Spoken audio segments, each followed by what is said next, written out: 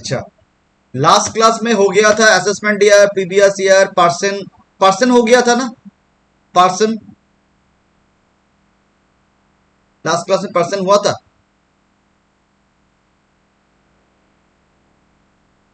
नहीं हुआ person. Okay, तो पर्सन से स्टार्ट होगा। एसएससी पता है एसएससी कौन है? चलो एसएससी से स्टार्ट करते हैं। कुछ SSC study material, it's open study material.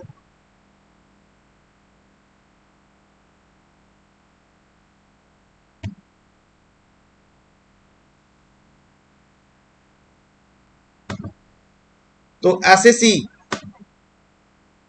SSC कौन होता है? SSC mean a person by whom any tax or any other sum of money, that is penalty or interest, is payable under the Income Tax Act. Every person in respect of whom any proceeding under act has been taken for any tax, interest, penalty for the assessment year of his income or loss for the amount of refund due to him. इसका मतलब क्या है? जिसको income tax, सीधा हिसाब, जिसको income tax liability रहता है, ठीक है, हु इज पे,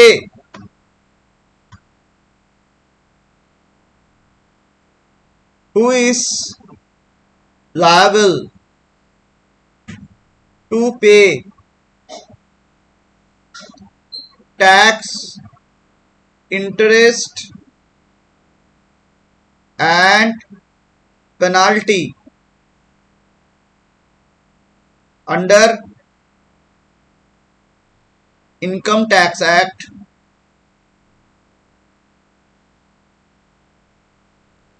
1961। ठीक है,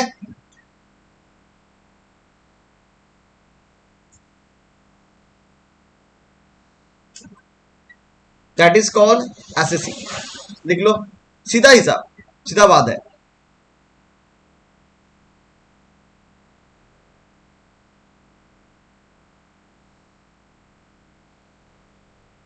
तो एसएससी का मतलब यह है, सिंपल सा हिसाब है, हु इज लायबल टू पे tax, interest and penalty under income tax act 1961 called SSC. ठीक है, तो एसएससी नॉर्मली कौन होता है? एसएससी होता है पार्सन। एसएससी कौन होता है? एसएससी होता है पार्सन। ठीक है, पार्सन का मतलब क्या होता है? सेक्शन क्या है? सेक्शन को याद रखना होगा, सेक्शन यहां पर याद रखना होगा। पार्सन का सेक्शन क्या है? Section 2 subsection 31। एक्ट क्या है? Income tax act 1961, right. Person का मतलब क्या होता है? The term person include the following. Number 1, an individual. An individual का मतलब क्या होता है? मिस्टर एक्स, मिस्टर वाई, ठीक है, मिस्टर जेड, मिस्टर अर्पुन, ठीक है, मिस्टर स्नेहा, मिस्टर स्नेहा और मिसेस सिन्हा और miss Sneha, miss Sneha, mister नहीं है, ठीक है। तो ये है individual. Number 2, Hindu undivided family. ठीक है, Hindu undivided family, HUF, short form HUF, हफ। तो ये हिंदू अनडिवाइडेड फैमिली कौन सा है? जैसे ग्रुप होता है ना, Tata group, Tata and sons, Aditya Birla group, ये ग्रुप करके जो बिजनेस होता है टोटल का, ये होता है HUF, हिंदू अनडिवाइडेड फैमिली। ठीक है। Number 3, a company. कंपनी जानते हैं हम, कंपनी एज पर कंपनीज एक्ट क्या होता है? 1956 और 2003। Number 4, a firm. कौन होता है? A firm including LLP, including LLP। LLP क्या है? Limited liability partnership. LLP क्या है? Limited liability partnership.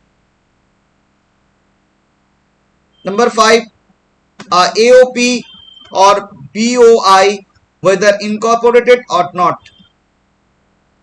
AOP मतलब एसोसिएशन ऑफ पर्सन, जा रहे धीरे धीरे जा रहे सब में, और a body of individuals whether incorporated और not. A local authority, local authority कौन है? जैसे एओपी, एओपी कौन होता है? जैसे क्लब, क्लब होता है ना, club society. Local authority, local authority कौन होता है? जैसे कोलकाता कॉर्पोरेशन, म्यूनिसिपल कॉर्पोरेशन होता है ना, बैरकपुर म्यूनिसिपल कॉर्पोरेशन, ये सब क्या होता है? Local authority. And every artificial juridical person, every artificial juridical person not falling within any of the preceding categories. तो ये 7 पॉइंट है पर्सन का डेफिनेशन.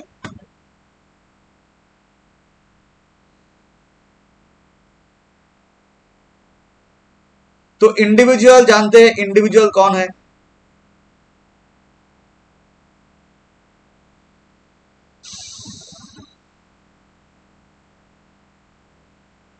हिंदू अनडिवाइडेड फैमिली कौन है? अच्छा, HUF individual. The word individual means a natural person, मतलब हम लोग जैसे मिस्टर एक्स, मिस्टर वाई, ये होता है. That is human being. Natural person और human being is called individual. Includes a minor और a person of unsound mind. Unsound mind का मतलब क्या होता है? mentally disabled, mentally challenged. However, deities are accessible as juridical person. Deities का मतलब क्या होता है? Deities also a person, but कौन सा पर्सन है? जैसे हुआ था ना, केस हुआ था ना ओ माई गॉड में, तो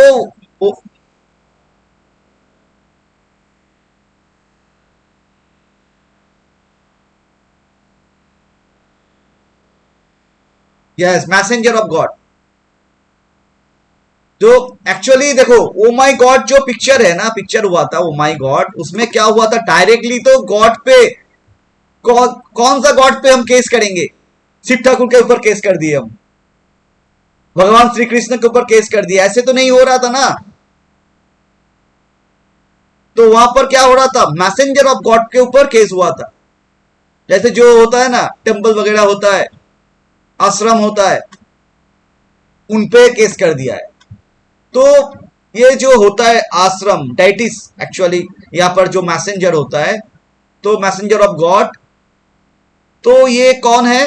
देखो, केस करेंगे, केस करने के पहले कोई तो पर्सन होगा, पर्सन के ऊपर केस करेंगे, राइट? कोई ना कोई तो पर्सन होना है ना. पर्सन नहीं होगा तो केस भी नहीं होगा, तो पर्सन के ऊपर केस होगा. ठीक है? तो पर्सन के ऊपर केस हुआ था. पर्सन कौन था यहां पर ओ माई गॉड में? Messenger of God. तो कौन है? पर्सन है. भी पर्सन क्या है? इंडिविजुअल तो नहीं है, HUF नहीं है. कौन है? Artificial juridical person.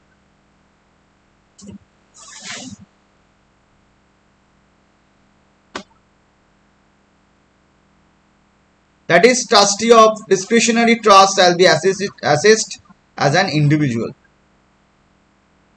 अच्छा, HUF Hindu undivided family.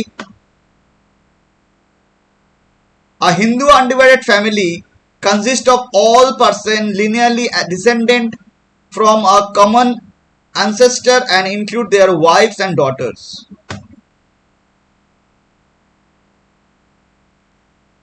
मतलब एक के बाद एक जेनरेशन आएगा और वो HUF में इंक्लूड हो जाएगा.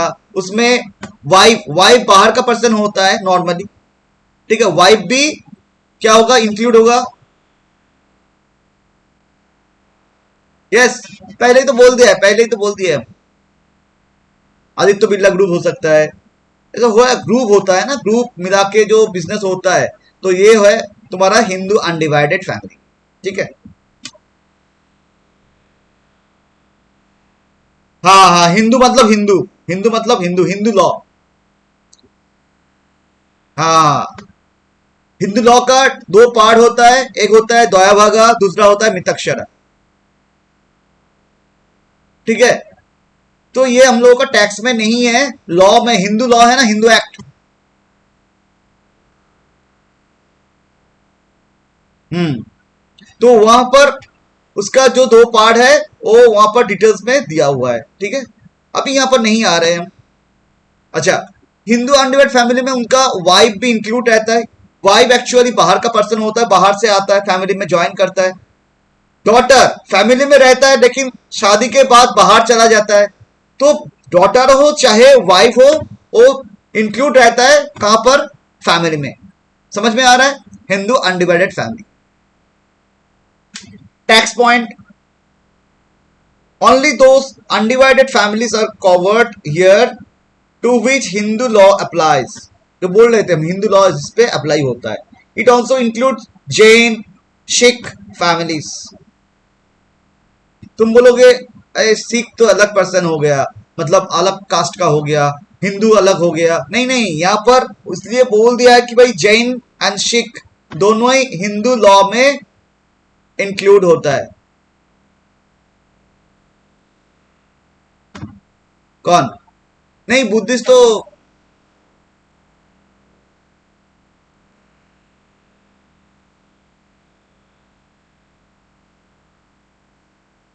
एक्चुअली बुद्धिस्ट जो होता है ना वो भी हिंदू ही होता है, वो pure Hindu, pure form of Hindu. Buddhist जो होता है pure form of Hindu. Yes, Hindu is a cultural, क्या बोल सकते हैं, कम्युनिटी। यस, एक्चुअली बुद्धिस्ट जो होता है ना प्योर फॉर्म ऑफ हिंदू।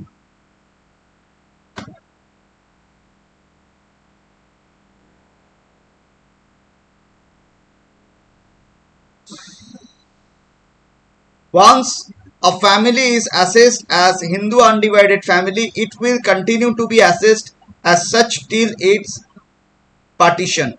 जब तक वो पार्टीशन नहीं होता होता है तब वो फैमिली में ही रहता है।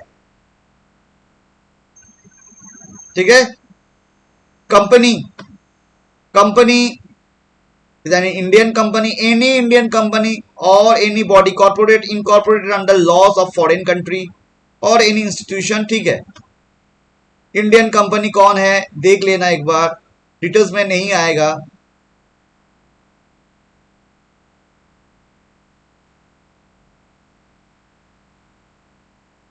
डोमेस्टिक कंपनी क्या है, एन इंडियन कंपनी और any other company which is respect of income liable to tax under the act has made prescribed arrangement for declaration payment of dividend payable out of such income within India। Foreign company कौन होता है एक बार देख लेना, ये तो details में है तुम्हारा कंपनी में, कंपनी लॉ यहां पर नहीं पढ़ रहे हम, जस्ट जानने के लिए। कंपनी एक पार्सन होता है एज पर सेक्शन 2 सबसेक्शन 31। ठीक है, फॉर्म, फार्म इंक्लूड, फार्म दो एक्ट में होता है ना, पार्टनरशिप फार्म दो एक्ट में होता है। एक होता है पार्टनरशिप एक्ट 1932, दूसरा होता है partnership act LLP act 2008।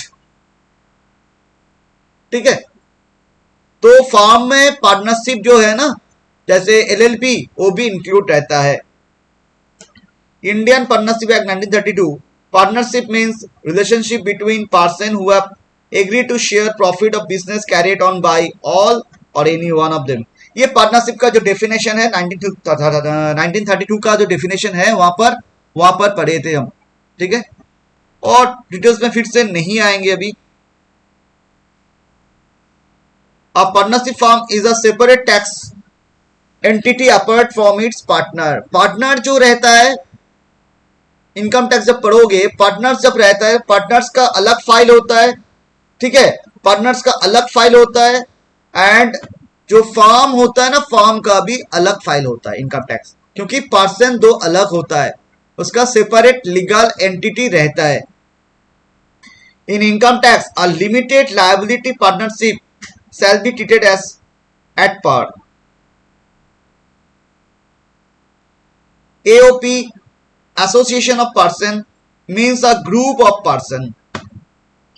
Group मतलब इंडिविजुअल हो सकता है, HUF, companies, firm etcetera, who join together for common purpose. Every combination of person cannot be termed as AOP. It is only when they associate themselves in an income producing activity then they become AOP. अगर income producing activity में join करता है तो क्या हो जाता है? AOP। जैसे जैसे कोऑपरेटिव सोसाइटी होता है ना, सोसाइटी जानते हो, सोसाइटी।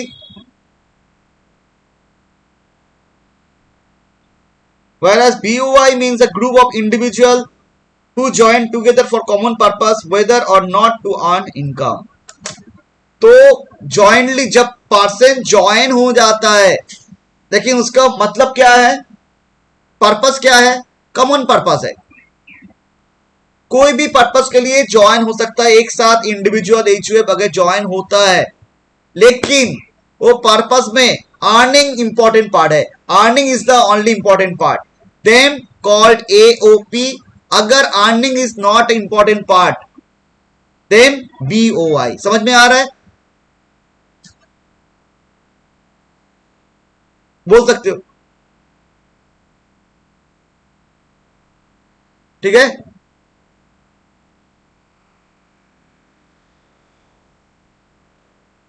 हाँ, BOI people welfare, public welfare. Proper income का कोई बात नहीं होता है, earning of income is not an क्या बोलेंगे अब,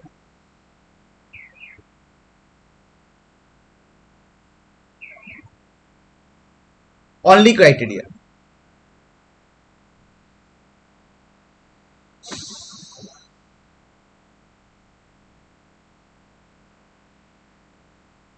लोकल अथॉरिटी कौन है? Panchayat, corporation etcetera, cantonment board etcetera. An artificial juridical person which are not natural person has separate entity in the eyes of law may not be directly issued in a code of law but they can be issued through persons managing them. Example, deities, idol, university, bar council etc. University कौन है? Artificial juridical person.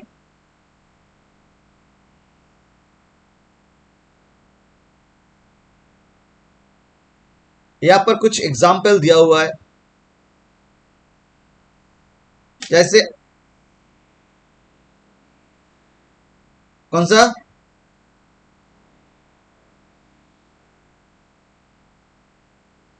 क्या है? What?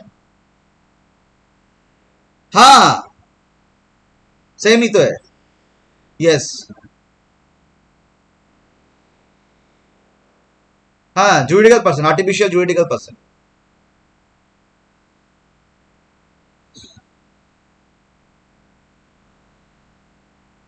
Determine the status of the following. Number A, Howrah municipal corporation क्या होगा? Local authority. Corporation bank limited क्या होगा? Limited. अगर limited रहता है, चाहे वो पब्लिक लिमिटेड हो चाहे प्राइवेट लिमिटेड हो, अगर लिमिटेड टर्म यूज होता है तो कौन हो जाता है? कौन हो जाता है? कंपनी। ठीक है, तो कौन हो जाता है? कंपनी हो जाता है। मिस्टर अमिताभ बच्चन, शाबाश, कौन हो? Individual. Amitabh Bachchan corporation limited कौन हो गया? Company. Joint family of Shri Ram Shrimati Ram their son Luv and Kush, क्या होगा? जॉइंट फैमिली मतलब HUF। कैलकाटा यूनिवर्सिटी कौन है? कोई भी university, artificial juridical person. X and Y who are legal heir of Z, दोनों मिल गया है। X एंड Y क्या हो गया? मिल गया है। किस लिए? पर्पस क्या है? दोनों ही क्या है? जेट का लीगल हेयर, मतलब दोनों का पर्पस सेम है, तो BOI। Sole proprietorship business individual, देखो सोल प्रोप्राइटरशिप बिजनेस में मान लो उसका ट्रेड लाइसेंस है, ट्रेड लाइसेंस में बिजनेस का नाम कुछ अलग है, लेकिन अगर सोल प्रोप्राइटरशिप है मतलब ओनली वन ओनर, तो अगर ओनर का डेथ हो जाता है तो कंपनी चलेगा, बिजनेस चलेगा? नहीं चलेगा। इसलिए सोल प्रोप्राइटरशिप बिजनेस जो होता है वो इंडिविजुअली होता है। समझ में आ रहा है? पार्टनरशिप मतलब फॉर्म। इसमें अभी नहीं जा रहे हम, अवार्ड भी बाद में जाएंगे। यहां पर heads of income last class में हो गया था, राइट? सब हो गया था, सब हो गया था।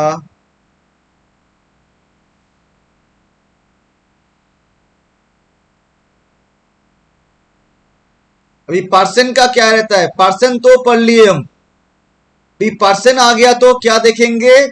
पर्सन का रेसिडेंशियल स्टेटस। पर्सन का क्या देखेंगे? Residential status. जाते हम पेज नंबर में,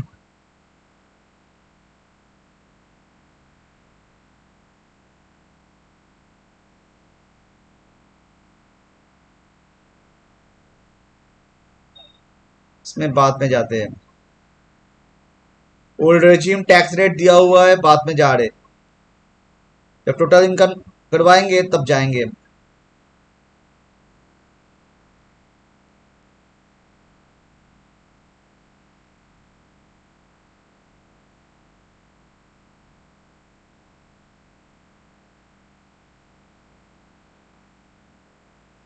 हाँ, residential status and scope of total income.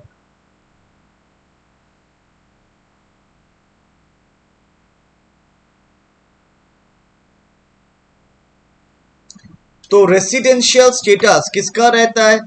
Person का। पार्सन पढ़े ना, थोड़ी देर बाद पढ़ेंगे फिर से रेसिडेंशियल स्टेटस उसका। पर्सन पढ़े थे अभी कुछ देर पहले। सेक्शन कौन सा है? 2 सबसेक्शन 31 भी पढ़ेंगे हम उसका रेसिडेंशियल स्टेटस। तो रेसिडेंशियल स्टेटस किसका होता है? यहां पर लिख लो कॉपी में, इसका किताब है, किताब में लिख लो residential status of a person. Person का मतलब रेसिडेंशियल स्टेटस जो पढ़ेंगे किसका पढ़ेंगे? पार्सन का। ठीक है?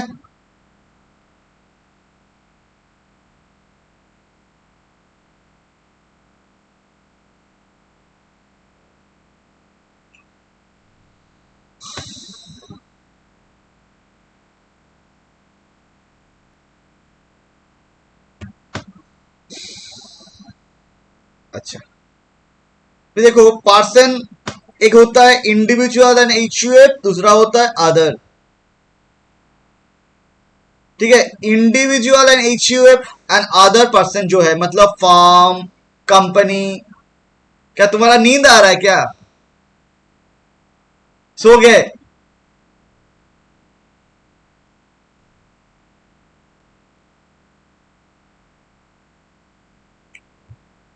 पर्सन तो देखो यहां पर कैटेगरी 2 टाइप का हो गया। इंडिविजुअल एंड HUF में एक कैटेगरी में दे दिया है, अदर जो पर्सन था जैसे form, company, artificial juridical person, AOP, BOI को अलग कैटेगरी में हो गया। कैटेगरी डिफरेंस क्यों है? क्योंकि रेसिडेंशियल स्टेटस में क्या होता है, देखो कॉपी में लिख लो।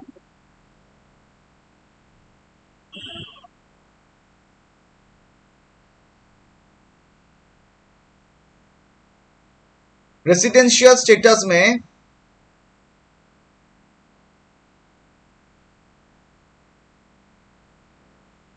दो पार्ट नॉर्मली होता है, एक होता है रेसिडेंट, दूसरा होता है नॉन रेसिडेंट। रेसिडेंट मतलब resident in India, non resident का मतलब होता है non resident in India.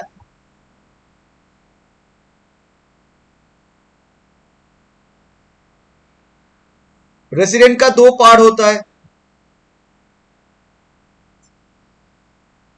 Ordinarily resident,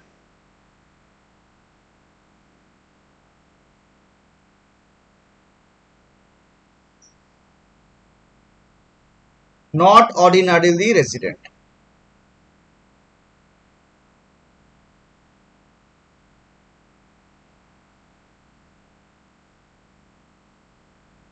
ठीक है, नॉर्मल ये पार्ट रहता है। अभी इंडिविजुअल एंड एचयूएफ को देखो, इंडिविजुअल एंड एचयूएफ का क्या होता है, resident in India, non resident in India. तुम बोलोगे तो सेम ही है, अदर में भी resident in India, non resident.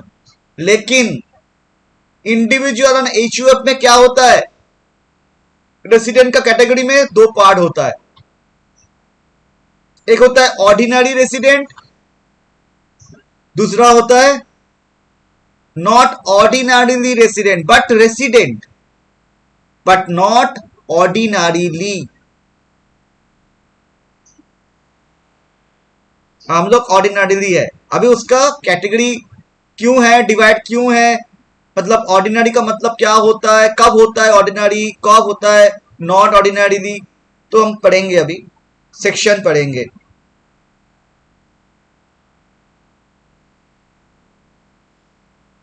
Section पढ़ लो इंडिविजुअल में, कॉपी में ना लिख लो।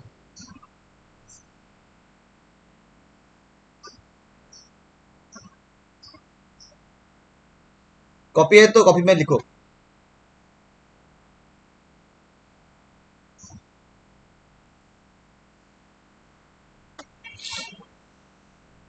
रेसिडेंट, ROR, ROR का फुल फॉर्म होता है, कॉपी में लिख लो, resident and ordinarily resident, resident and ordinarily resident लिखो। दूसरा होता है NOR, not ordinarily resident. Third होता है NR, नॉन रेसिडेंट। यहां पर दो कॉलम बना लो, under section 6 subsection 1, under section 6 subsection 6।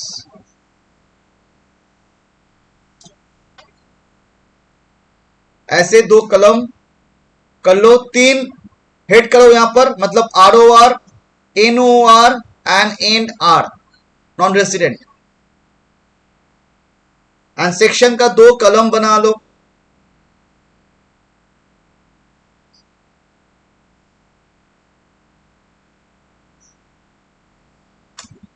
ROR कौन है, जो 6(1) एंड 6(6) दोनों ही फुलफिल करेगा। ठीक है, ROR resident and ordinarily resident कौन है, जो 6(1) एंड 6(6) दोनों ही फुलफिल करेगा। NOR कौन है, जो 6(1) फुलफिल कर रहा है, 6(6) फुलफिल नहीं कर रहा है।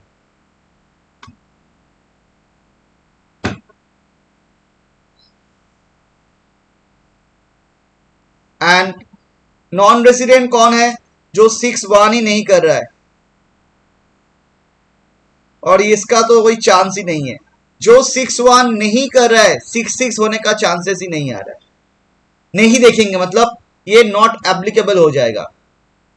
अगर 6-1 तुम फुलफिल नहीं करते हो तो 6-6 नहीं देखेंगे हम फिर से।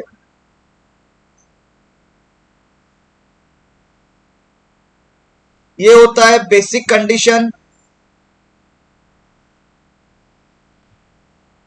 ये होता है बेसिक कंडीशन, ये होता है एडिशनल कंडीशन।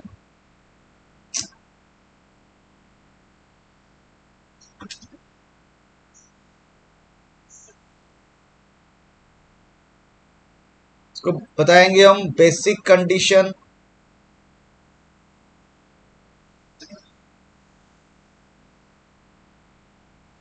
ये होता है एडिशनल कंडीशन।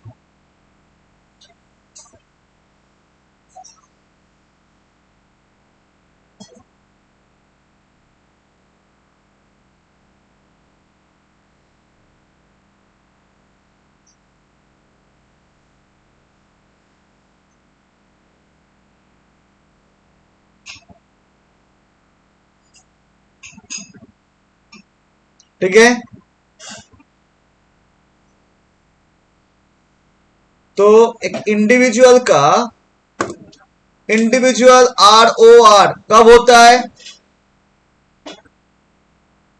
एक इंडिविजुअल ROR कब होता है?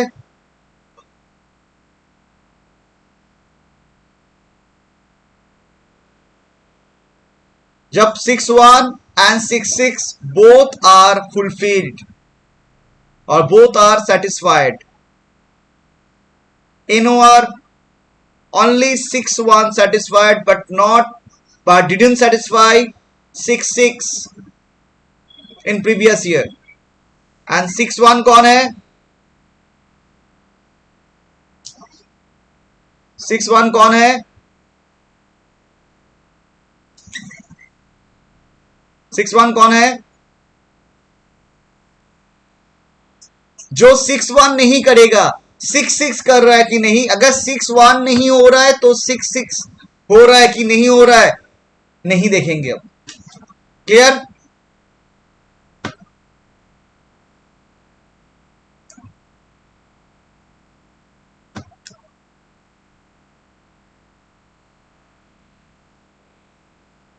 जा रहे हम रेसिडेंसी स्टेटस में जा रहे।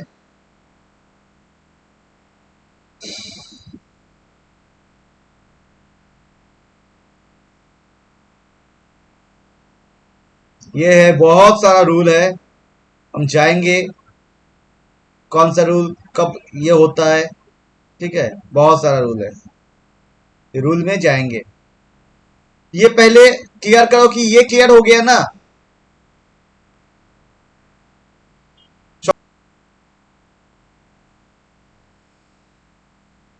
6-1, ठीक है, 6-1 अगर फुलफिल करोगे तो क्या होता है? अंडर सेक्शन 6 सबसेक्शन 1 रेसिडेंट, मतलब तुम रेसिडेंट हो कि नॉन रेसिडेंट हो 6-1 से पता चल जाएगा। 6-1 अगर फुलफिल करते हो, 6-1 जो तुम्हारा सेक्शन है, किसका सेक्शन है? रेसिडेंट। कोई भी पर्सन रेसिडेंट है कि नॉन रेसिडेंट है उसके लिए है। एंड 6-6 जो है वो एडिशनल जो कंडीशन होता है, किस लिए? एसएससी ऑर्डिनरी रेसिडेंट है कि नहीं ये देखने के लिए, राइट। तो पहले देखेंगे 6-1 under section 6 subsection 1। An individual is said to be a resident in India if he satisfy any one of the following condition। दो कंडीशन है 6-1 में, क्या है? दो कंडीशन है। कोई भी अगर एक कर लेते हो तो 6-1 फुलफिल हो जाता है। तो देखो 6-1 में दो कंडीशन है। पहले देखेंगे हम कि पहले वाला जो कंडीशन है, मतलब ए, 61A, अगर 61A फुलफिल हो जा रहा है तो 61C नहीं देखेंगे, अगर 61A फुलफिल नहीं हो रहा है तो 61C देखेंगे। क्लियर? सबका क्लियर है? अगर अगर 61A फुलफिल हो जाता है, पहले हम क्या देखेंगे? 61A अगर फुलफिल हो जाता है तो 61C दिखना नहीं होगा, मतलब रेसिडेंट हो गया। अभी 61A फुलफिल नहीं हो रहा है, तब जाके हम क्या देखेंगे? 61C देखेंगे, right?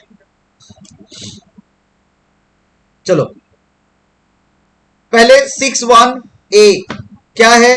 He is in India, he is in India in the previous year. Actually he is in India, ये जो लैंग्वेज दिखा रहा है इन प्रीवियस ईयर, तो क्या होना चाहिए था? ही वॉज इन इंडिया, लेकिन लॉ का टर्म है तो क्या करे भाई। ही is in India in the previous year for a period of 182 days और मोर। इंपॉर्टेंट चीज है, लास्ट ईयर में एसएससी 182 डेज और मोर, 182 डेज और मोर इंडिया में स्टे किया था, ठीक है, मतलब इंडिया में लैंडिंग था। एंड नंबर 2, ही इज इन, अच्छा अगर ये सेटिस्फाई हो जाता है तब 61C नहीं देखना होगा। अगर मान लो ऐसे कि लास्ट ईयर में 182 डे के 182 डेज उससे कम था, मान लो एसएससी था 100 डेज ओनली, ठीक है, एसएससी था ओनली लास्ट ईयर में 100 डेज। तो लास्ट ईयर में अगर 100 डेज रह रहा है, मतलब 61A फुलफिल हो रहा है कि नहीं?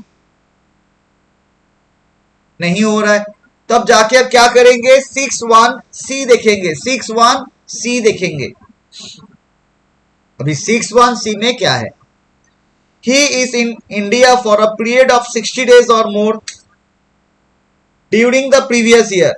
देखना होगा कि लास्ट ईयर में, मतलब करेंट प्रीवियस ईयर में 60 डेज और मोर इंडिया में प्रेजेंट था कि नहीं, पहले ये देखेंगे। एंड इसमें क्या है? एंड फॉर 365 और more days during 4 previous year immediately preceding the relevant previous year. इसका मतलब क्या हो गया? मान लो ऐसे है, ये है तुम्हारा, मान लो असेसमेंट ईयर है, चल रहा है अभी 24-25, ठीक है, इसका करेंट प्रीवियस ईयर का क्या होगा? करेंट प्रीवियस ईयर क्या होगा?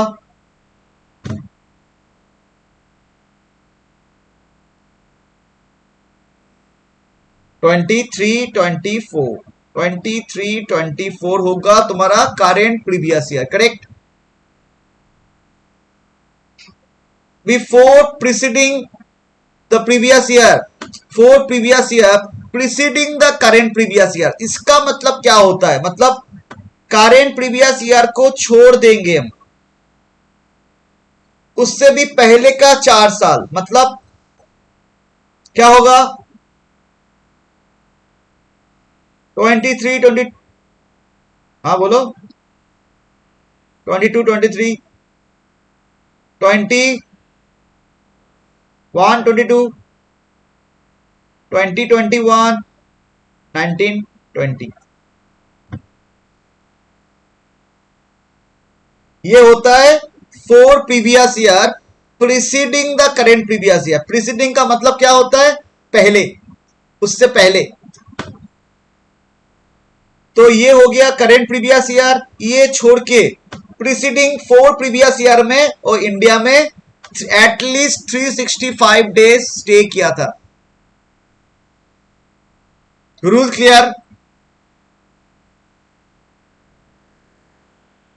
हाँ 4 ईयर मिला के 365 डेज, ये 4 ईयर मिला के in aggregate 365 days state in India and current previous year में स्टेड इन इंडिया 60 डेज और मोर, मतलब greater than equal 60 days. Rule सबका क्लियर?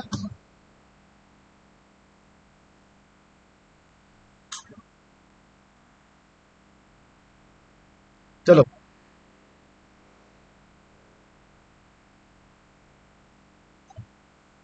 अच्छा, तो 6-1 पूरा क्लियर है सबका, कोई डाउट नहीं है 6-1 का, ठीक है। अभी जाएंगे, अगर देखो 6-1 सेटिस्फाई नहीं हो रहा है, सेक्शन 6-1 मतलब दो कंडीशन है, दोनों में क्या है और है, अगर एक भी सेटिस्फाई होता है तो इसका मतलब क्या होता है कि 6-1 फुलफिल हो गया। अगर एक भी नहीं हो रहा है मतलब 6-1 फुलफिल नहीं हो रहा है, अगर 6-1 फुलफिल नहीं होगा तो क्या होगा, पर्सन रेसिडेंट नहीं बनेगा, नॉन रेसिडेंट हो जाएगा, ठीक है। तो यहां पर देखो नॉन रेसिडेंट जो है अलग से पढ़ना नहीं है, रूल दिया है।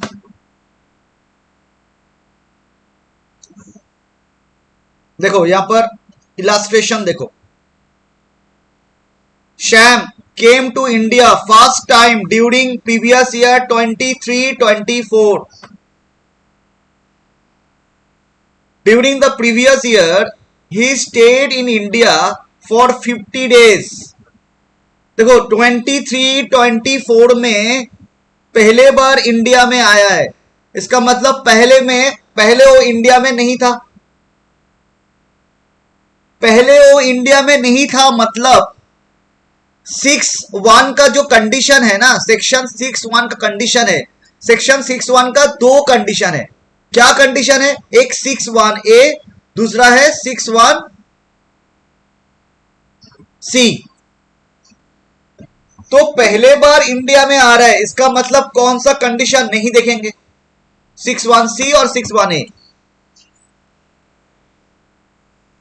सी 6-1 सी 6-1 सी नहीं देखेंगे, क्यों, 6-1 सी में लास्ट ईयर में मतलब करेंट प्रीवियस ईयर में 60 डेज के ज्यादा होना चाहिए, 60 डेज और मोर, एंड उससे पहले 4 साल, तो पहले 4 साल में तो नहीं था ना इंडिया में, मतलब वो वाला जो कंडीशन है वो एप्लीकेबल इसके लिए नहीं होगा जो पहले बार इंडिया में आए, ठीक है। जो पहला फर्स्ट टाइम इंडिया में आ रहा है उसके लिए, मतलब करेंट प्रीवियस ईयर में फर्स्ट टाइम इंडिया में आया है, इसका मतलब कौन सा 6-1 का कंडीशन, कौन सा कंडीशन फुलफिल नहीं होगा, मतलब एप्लीकेबल नहीं होगा, 6-1 सी एप्लीकेबल नहीं होगा उसके।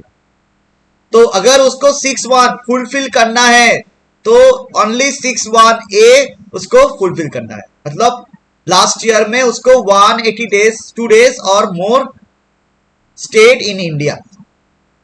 तो यहां पर देखो शैम फर्स्ट टाइम इंडिया में आया है, कब, ड्यूरिंग प्रीवियस ईयर 23-24 में, during the previous year he stayed in India, number 1 for 50 days, number 2 for 183 days, number 3 153 days. Determine his residential status for the assessment year 24-25। देखो पहले वाला case में क्या होगा, एनआर, क्योंकि 182 डेज फुलफिल करना ही है उसको, हो गया एनआर। इसमें क्या होगा, रेसिडेंट, राइट, सेकेंड कंडीशन में, क्योंकि more than 182 days. And third में क्या हो गया,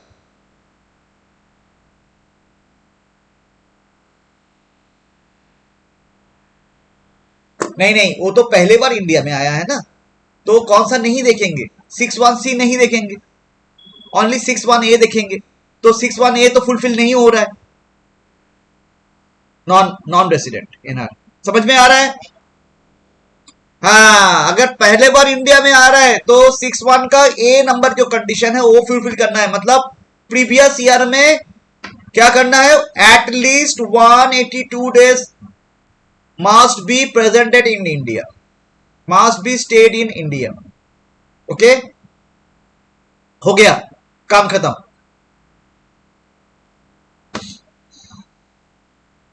नंबर 4 देखो, एंडी ब्रिटिश नेशनल। देखो कहां का नेशनल है, कहां का सिटीजन है, ये इंपॉर्टेंट बात में देखेंगे।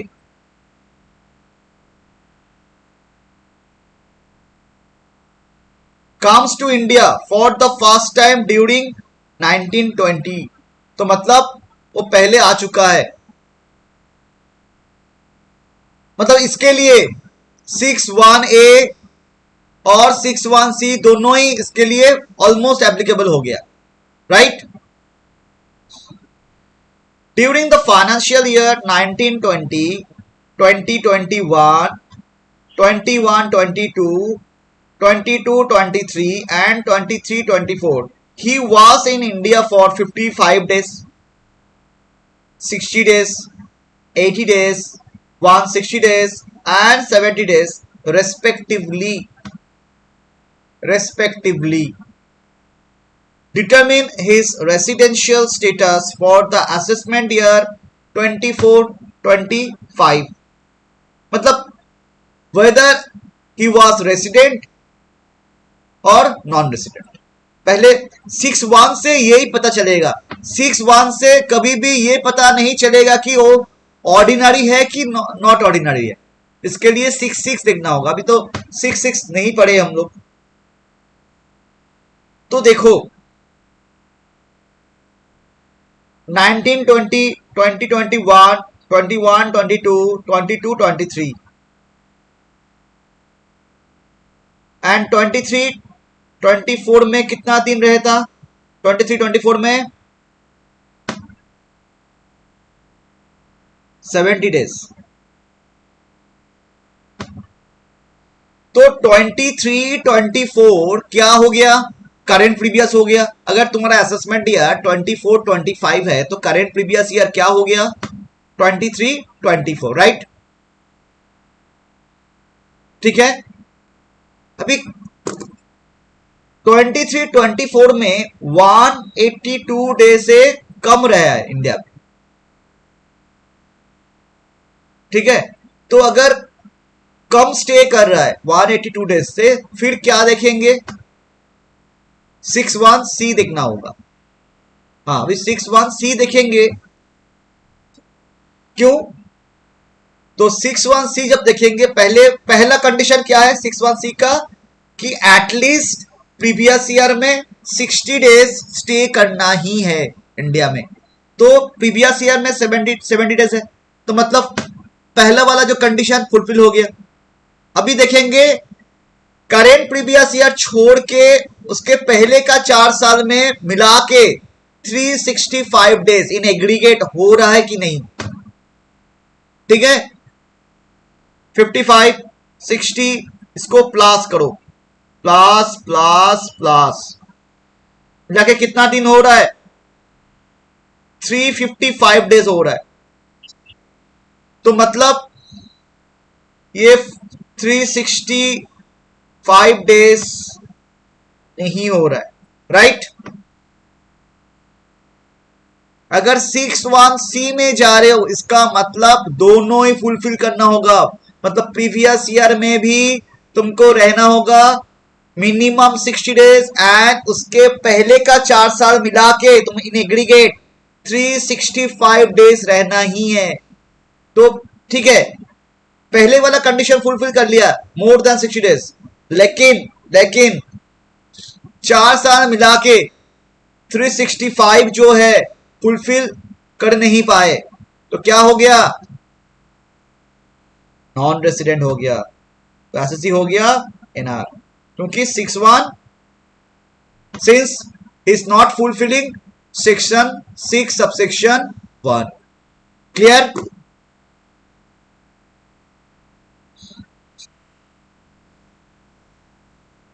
देखो दिमाग में सेट हो रहा है ना rule.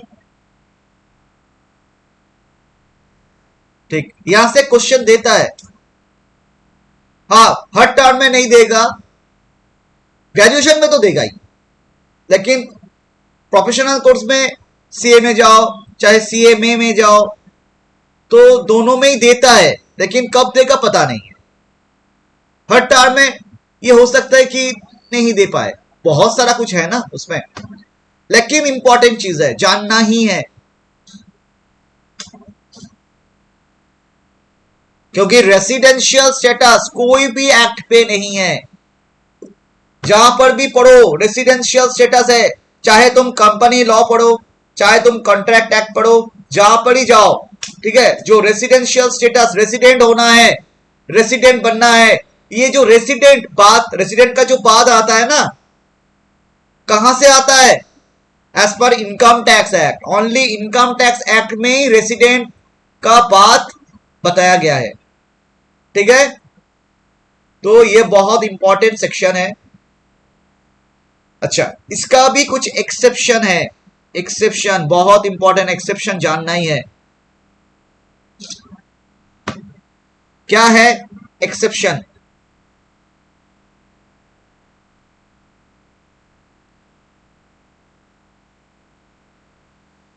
In the following cases, condition 2 of section 6(1), that is section 6(1)(c) is irrelevant. तो जो एक्सेप्शन पॉइंट है ना, उसके लिए 6(1)(c) नहीं देखेंगे। क्या है?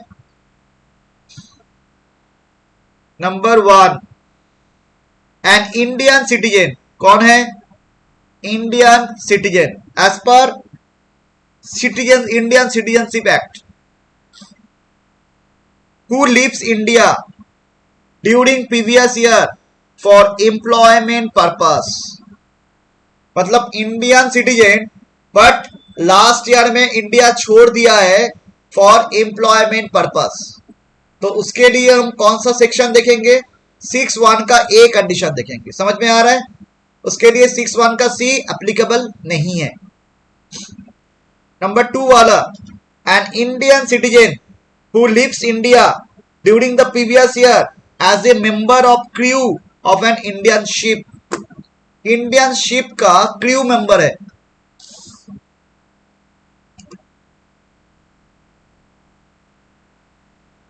जिसको नाविक बोलते हैं ना, नाविक सुना होगा, नाविक मतलब है क्रू मेंबर जो शिप में काम करता है। तो इंडियन शिप होना है, उसका crew member who lives India, मतलब शिप इंडियन है, लेकिन इंडियन का शिप तो इंडिया में नहीं रहेगा ना, वो बिजनेस करने के लिए बाहर तो जाएगा ना, ट्रेड करने के लिए तो बाहर जाएगा ही इंडिया से। समझ में आ रहा है कि नहीं? तो इंडियन शिप का जो क्रू मेंबर है अगर इंडिया छोड़ रहा है मतलब, ठीक है, तो क्या होगा? इसके लिए भी 6(1)(a) ही एप्लीकेबल है, सी एप्लीकेबल नहीं है।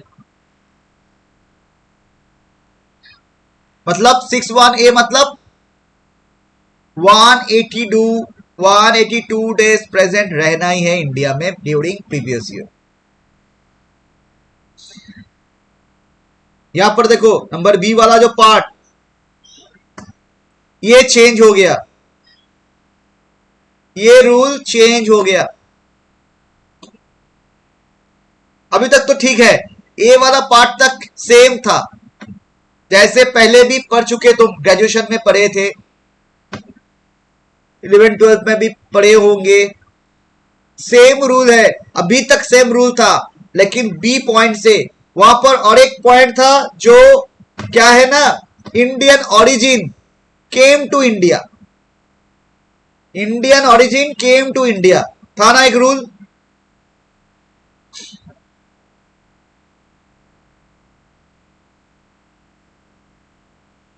मतलब इंडियन ओरिजिन, जैसे नाम बताओ, अमर्त्य सेन,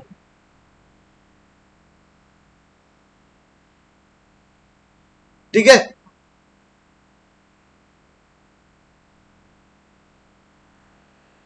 हाँ इंडियन सिटीजन है, लेकिन रहता है कहां पर? Out of India, and India में विजिट कर रहा है। उनके लिए, तीनों के लिए सेम था पहले एक्सेप्शन में, लेकिन अभी चेंज हो गया। इंडियन ओरिजिन जो है उसके लिए रूल अलग हो गया। देखो, in case of Indian citizen और a person Indian origin comes to visit to India during the previous year, क्या हो गया?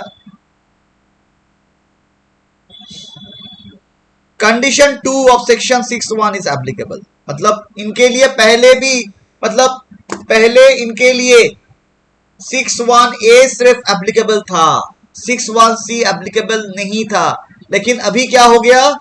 6(1)(c) भी एप्लीकेबल हो गया अगर इंडियन ऑरिजिन इंडिया में विजिट करने के लिए आता है तो। समझ में आ रहा है? ये रूल चेंज हो गया, अमेंडमेंट हुआ है। अभी देखना होगा इसका रूल क्या है। हिज टोटल इनकम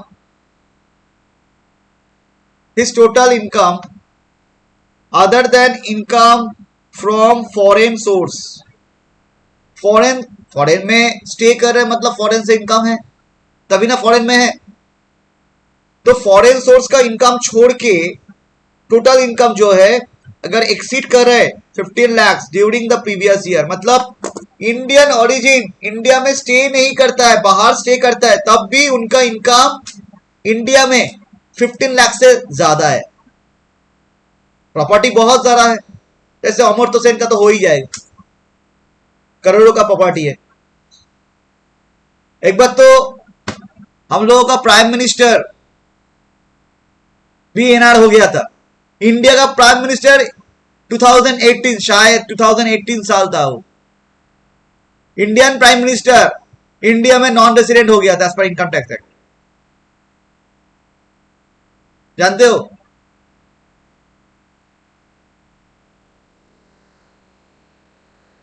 है 2018 में इतने बार बाहर गए, बाहर में स्टे किया है, 60 डेज कवर नहीं हो रहा है। 2018 में एनआर हो गया था, पहला टाइम हुआ है।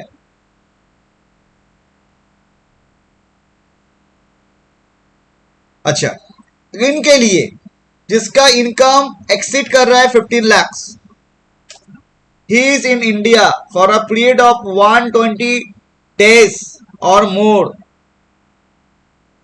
बट मतलब 60 डेज था ना, वहां पर 60 डेज था, 1C में क्या है 60 डेज था, लेकिन यहां पर क्या हो जाएगा? ही is in India for a period of 120 days और मोर, मतलब क्या है 182 डेज से come during the previous year and for 365 days और मोर ड्यूरिंग 4 प्रीवियस ईयर। मतलब 2 जो था ना, मतलब 6(1)(c) जो था,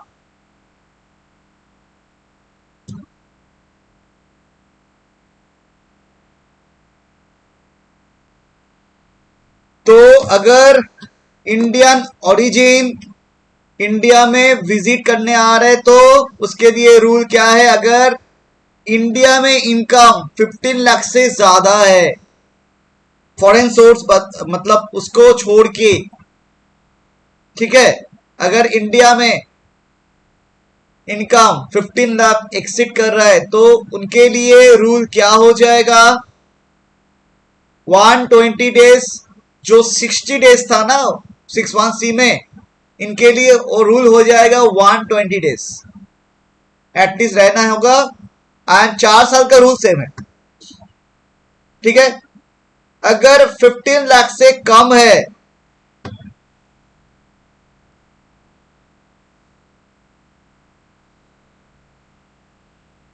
उसके लिए 6(1)(c) एप्लीकेबल नहीं है। अगर इनकम तुम्हारा 15 लाख से कम हो गया, किसका? Indian origin visited to India during previous year, अगर इनकम कम है, तुम्हारा कोई वैल्यू नहीं है, इसका मतलब ये हो गया ना तुमको रहना ही है। अगर तुम्हारा इनकम ज्यादा है, 15 लाख से ज्यादा है, तुम्हारा वैल्यू है, तुम इंडिया में कितना दिन रह रहे हो, 120 डेज से कम रह रहे हो, ज्यादा रह रहे हो, ठीक है, मैटर नहीं करता है, 120 डेज एटलीस्ट रहो, काम चला जाएगा। लेकिन इनकम तुम्हारा 15 लाख होना चाहिए मिनिमम। जिसका इनकम ज्यादा उसका वैल्यू ज्यादा, रूल भी यही बोल रहे हैं।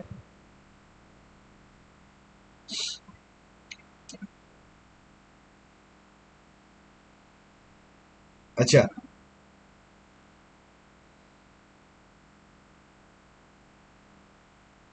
कॉन्सेप्ट क्लियर सबका?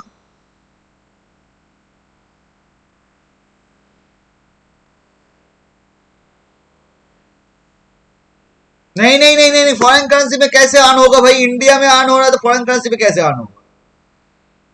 तो ही तो बोल रहे हैं ना, फॉरेन सोर्स का इनकम छोड़ के। मतलब फॉरेन में क्या इनकम कर रहे हो नहीं देखेंगे हम, इंडिया में, इंडिया से तुम कितना इनकम कर रहे हो। अगर वो 15 लाख से ज्यादा होता है, 15 लाख और मोर होता है, तब जाके तुम्हारा 120 डेज। अगर 15 लाख से कम होता है तो 61C एप्लीकेबल नहीं है, उसके लिए 61A ही एप्लीकेबल सिर्फ। ठीक है,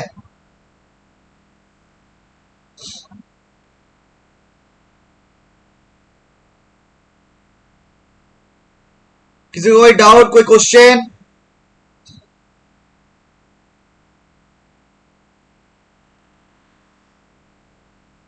समझ में आ रहा है पूरा?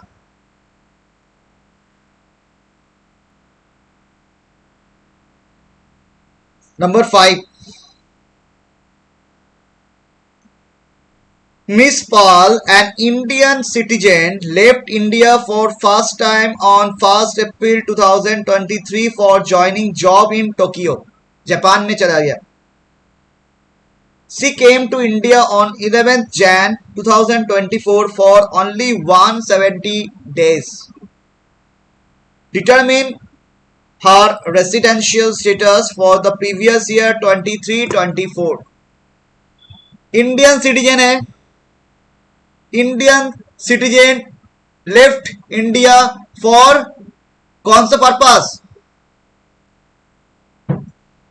Employment, right. अगर एम्प्लॉयमेंट पर्पस में बाहर जाता है, उनके लिए कौन सा रूल एप्लीकेबल? 61A, मतलब एटलीस्ट 182 डेज इंडिया में स्टे करना ही है, नहीं तो नॉन रेसिडेंट हो जाएगा। तो इनके लिए देखो, लास्ट ईयर में कितना दिन स्टे किया है?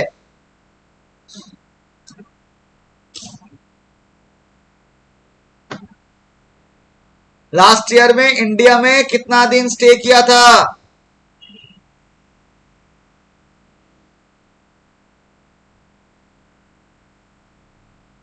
82 कैसे? 81 कहां देख रहे हो? सोल्यूशन क्यों देख रहे हो तुम?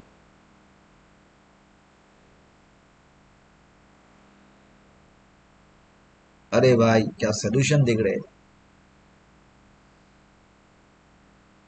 21 जनवरी, देखो क्वेश्चन क्या है। She came to India on 11 January 24 for only 170 days. अगर मान लो 11 जनवरी 24, अच्छा ठीक है, पहले ये कर लेते तो देखेंगे हम। अच्छा, अगर ये 170 की जगह 190 डेज के लिए आया है तो क्या होता? अभी ये क्या है? 170 डेज के लिए इंडिया में आया है, क्या होगा?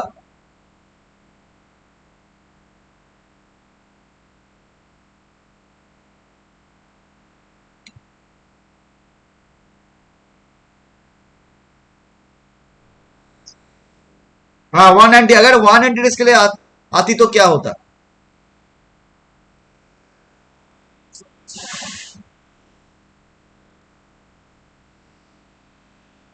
मतलब देखना ही नहीं होगा ना? तुम ये बोलना चाह रहे हो कि देखना ही नहीं होगा भाई, 180 डेज के लिए तो आया है, मतलब 180 डेज कवर कर रहा है? नहीं, नहीं होगा। यहां पर ही तो हो गया तुम्हारा लोचा। कहां पर लोचा हो गया? मतलब रिटर्न कब किया था?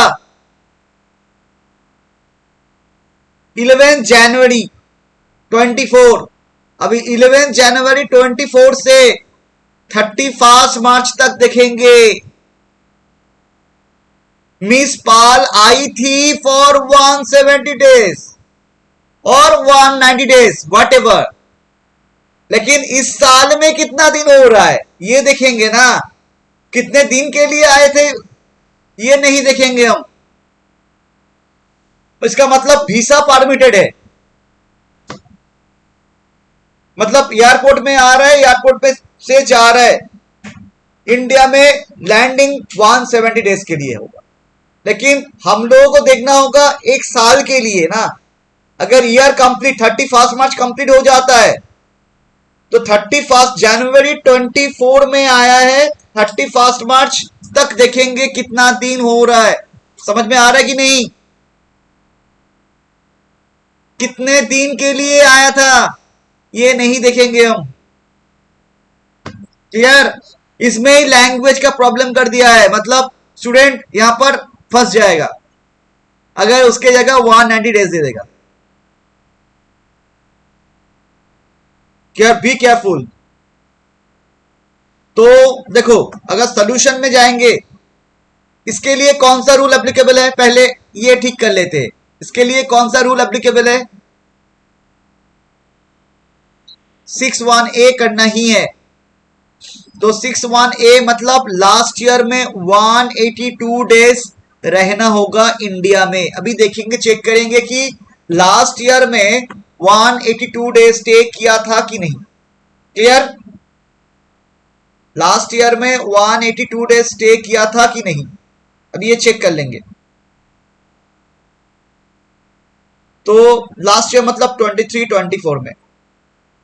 अभी चेक करेंगे, देखो कैसे चेक करेंगे। यहां पर एक ट्रिक लिख लो, फिर नहीं ढूंढेंगे। एक रूल लिख लो, इंपॉर्टेंट चीज है। क्या rule? Point to be noted.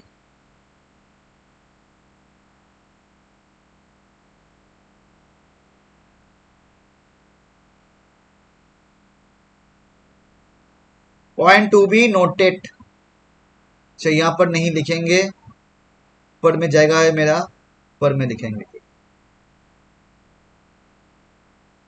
Cut, यहां पर लिख देते हैं।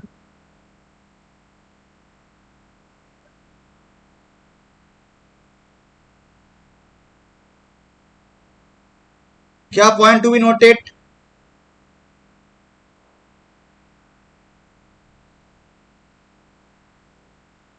फॉर कैलकुलेटिंग, ठीक से देखो, for calculating number of days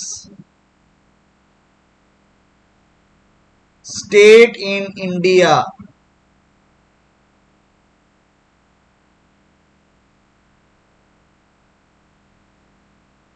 we have to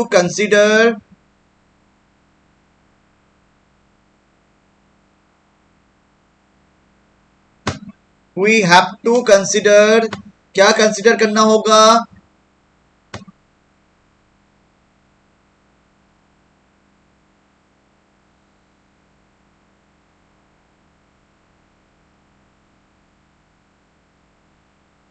day of live India का क्या लिख दिए हम?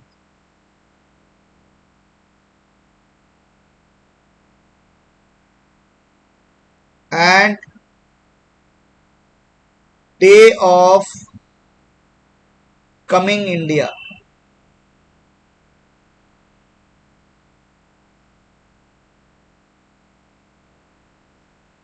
S stay in India. ये बहुत इंपॉर्टेंट पार्ट है, नहीं तो कैलकुलेशन रॉन्ग हो जाएगा। देख लो,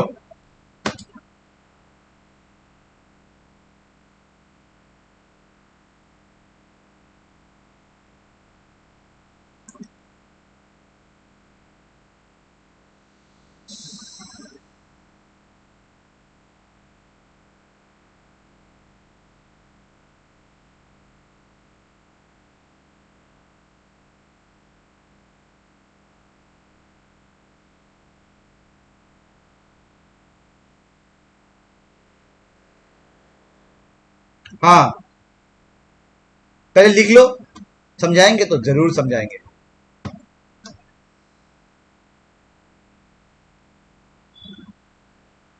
फीस दिए हो ना, तो जरूर समझाएंगे हम।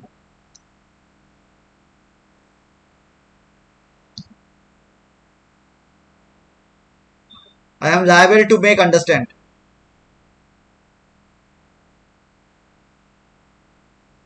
पहले लिख लो।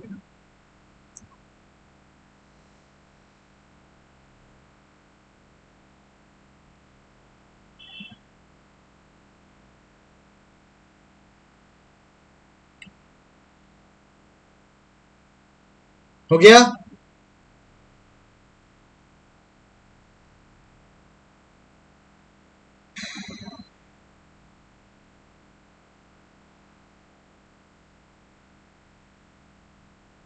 क्या हुआ शॉन? मजा आ रहा है? हंसी आ रहा है उसको?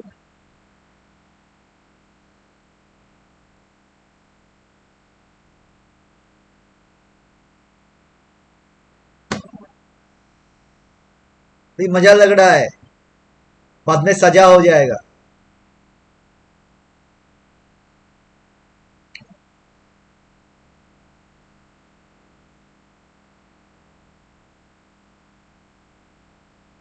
For calculating number of days stay in India we have to consider day of leave India, मतलब day of living India and day of coming India as stayed in India. इसका मतलब होता है जिस दिन इंडिया छोड़ रहा है ना, एंड जिस दिन इंडिया आ रहा है, लैंड हो रहा है, दोनों दिन हम क्या कंसिडर करेंगे कि इंडिया में ही स्टे किया था।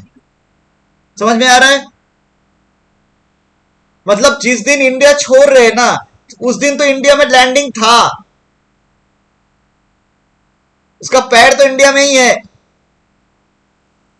अभी इंडिया चाहे वो शिप से जाए चाहे वो फ्लाइट से जाए, तो इंडिया का लैंड से ही तो जा रहा है ना।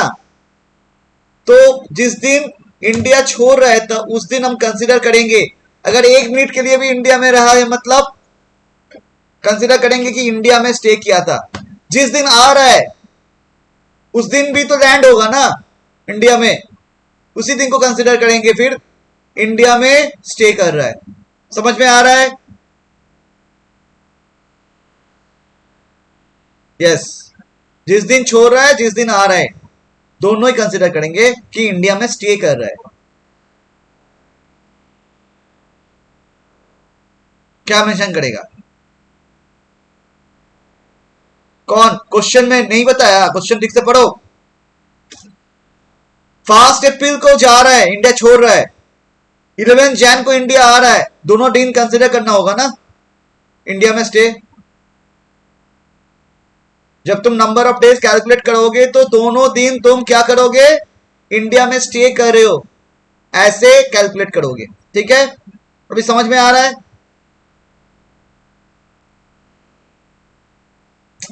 मतलब वो 2 दिन तुमको पकड़ना होगा कि इंडिया में ही था। हाँ देखो, तो 23-24 में इंडिया छोड़ा था कब? 1 अप्रैल 2023, मतलब उस दिन कंसिडर करेंगे। हो गया एक दिन। क्लियर?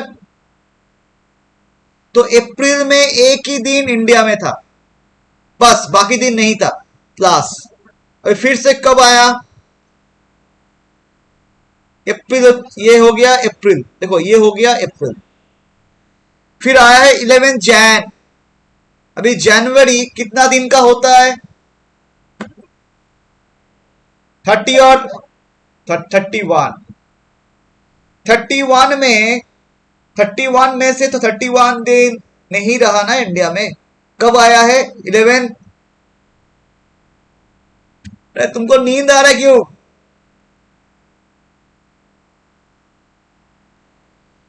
देखो अभी जनवरी में क्या हो गया, कितना दिन जनवरी में हो गया? 31।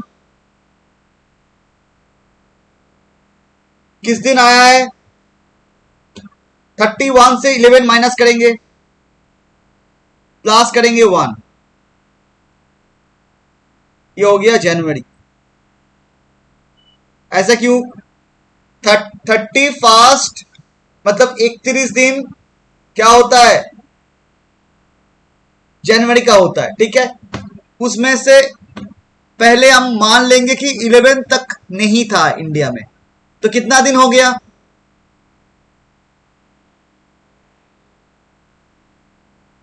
20 डेज हो गया। अभी 11 को कंसिडर करेंगे ना, इंडिया में है प्रेजेंट, इसलिए एक दिन ऐड कर दिए। समझ में आ रहा है? जनवरी हो गया, फरवरी तो इंडिया में ही था। अभी जब फरवरी देखेंगे ना, ठीक है, अलर्ट हो जाओ, लीप ईयर की नॉन लीप ईयर। ये 2024 है, 2024 तो लीप ईयर था ना।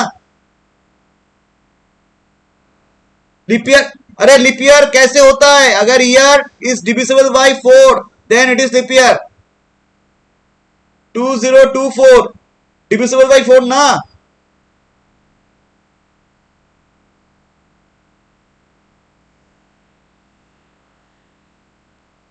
ठीक है, ये भी कंसिडर करना होगा कि ईयर तुम्हारा लीप ईयर और non leap year. Leap year कैसे होता है काउंट करते सिखाए थे कि अगर कोई भी ईयर 4 से डिविजिबल होता है, क्या नहीं सिखाए थे? मारेंगे जब जब प्रोबेबिलिटी करवाए थे, नहीं सिखाए थे हम? अच्छा अच्छा ठीक है, अच्छा ठीक है, हम सिखाए थे, तुम भूल गए, ये अच्छा बात है। कोई भी कोई भी ईयर अगर 4 से डिवाइड होता है तो मतलब वो ईयर हो जाएगा लीप ईयर। ये है रूल, जानते हो?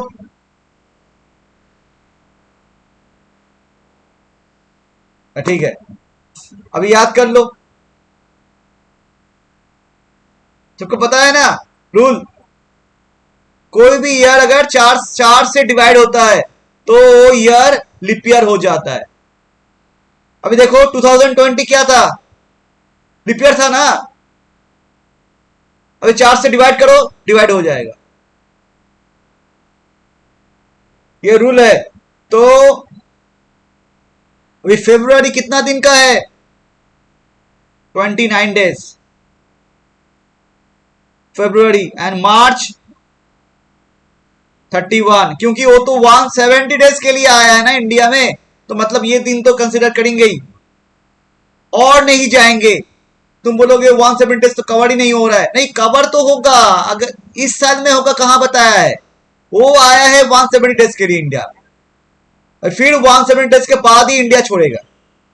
लेकिन मेरा ये ईयर है, उसमें 170 डेज कवर कहां पर हो रहा है, 31 तो एंड हो जा रहा है ना। अभी कैलकुलेट करो कितना दिन आ रहा है, 82 डेज। तो क्या हो गया, नॉन रेसिडेंट हो गया। अभी लिखना होगा, यहां पर तो समझ में तो आ गया कि हाँ नॉन रेसिडेंट हो गया।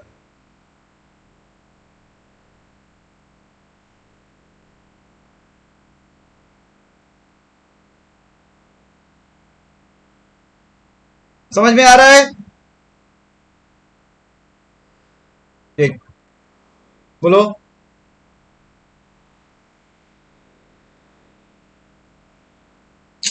तुम तो 23-24 ईयर को कंसिडर कर रहे हो ना, 24-25 तुम्हारा अगर असेसमेंट ईयर है, तो तुम्हारा रेसिडेंशियल स्टेटस कौन सा ईयर के लिए तुम देख रहे हो, चेक कर रहे हो? 23-24, तो 23-24 में इंडिया में कितना दिन था वो देखेंगे ना। 23-24 तो खत्म हो जा रहा है 31 को, वो आया है इंडिया में 170 डेज के लिए। अभी अप्रैल में रहेगा, मई में रहेगा, जून में रहेगा, ठीक है, लेकिन ये तो 23-24 में नहीं रहना ना, ये जो 3-4 महीना और भी रहेगा वो चला जा रहा है कहां पर, 24-25 में जाकर। हाँ, हमको तो अकाउंटिंग ईयर कंसिडर करना होगा ना, ये ईयर में, टैक्स ईयर में, मतलब ये प्रीवियस फाइनेंशियल ईयर में कितना दिन वो स्टे कर रहे हैं इंडिया में, ईयर टू ईयर बेसिस देखेंगे। क्लियर सबको? ठीक है, ओके। ओ अच्छा, यहां पर लिखा हुआ है point to be kept in mind, stay at same place in India is not necessary. अच्छा ठीक है, छोड़ दो, छोड़ दो, छोड़ दो। अभी आते हैं हम एडिशनल कंडीशन, मतलब सेक्शन 6 सबसेक्शन 6 पूरा क्लियर है? एक बार चेक कर लेना, एक बार जस्ट गो थ्रू कर लेना तो पूरा दिमाग में सेट हो जाएगा। एडिशनल कंडीशन क्या है अभी चेक करेंगे, वेदर सी इज ऑर्डिनरी और नॉट। कैसे देखेंगे? देखो स्टेप वन कंप्लीटेड। अभी स्टेप टू क्या देखेंगे? अभी देखो, स्टेप वन में मतलब रेसिडेंट में 6(1) में दो कंडीशन था, एक था 6(1)(a) एंड दूसरा था 6(1)(c). दोनों में एक करने से चलता है, मतलब दोनों कंडीशन में बीच में क्या था? और। लेकिन 6(6) सेक्शन 6(6) में उसमें भी दो कंडीशन है, लेकिन बीच में रहता है एंड, मतलब दोनों ही करना होगा। 6(1) में एक करने से चलेगा, 6(6) में दो ही करना होगा। समझ में आ रहा है?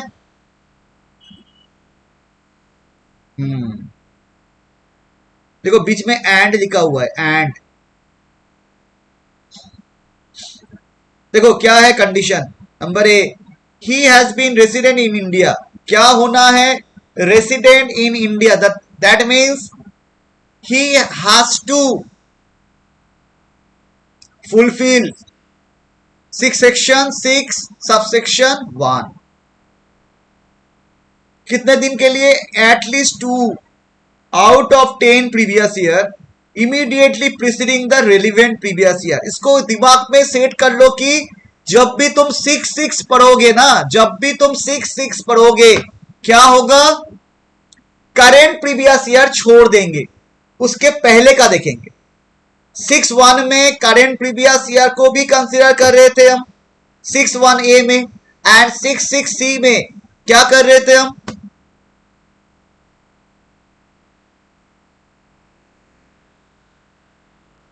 मतलब उसका प्रीवियस, मतलब प्रीसीडिंग द प्रीवियस ईयर का 4 साल देखेंगे। फिर यहां पर मतलब 6(6) में क्या करेंगे? 6(6) में क्या करेंगे?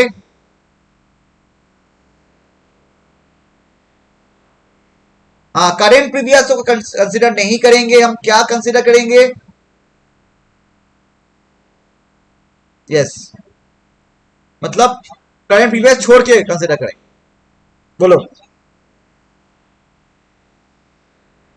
60 डेज कहां पर आ गया? 60 डेज तो 6(1)(c) में आ गया। अभी पढ़ रहे हो, अभी भूल जा रहे हो? कैसे तुम्हारा दिमाग क्या है? दिमाग कहां चल रहा है तुम्हारा? नहीं, गोल गोल हो रहा है दिमाग।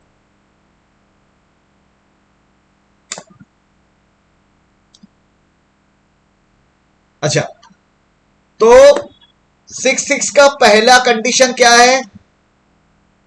एटलीस्ट 2 साल के लिए क्या करना होगा?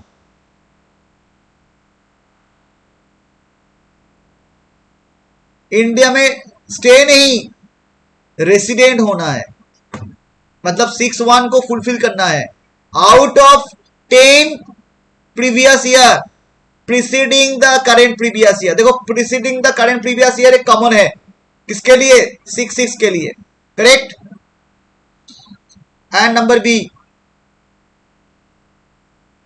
he has resided in India for a period of 730 days or more during 7 previous year immediately preceding the relevant previous year। मतलब दो कंडीशन एक साथ फुलफिल करना है, 6(1) में और 6(6) में, दोनों का कंडीशन में एंड। क्या है? एक 2 साल के लिए तुमको रेसिडेंट बनना है out of 10 previous year preceding the current previous year, and India में स्टे करना है at least 730 days. Out of 7 previous year preceding the current previous year. Preceding का मतलब पहले पहले का। समझ में आ गया पूरा? यह है रूल।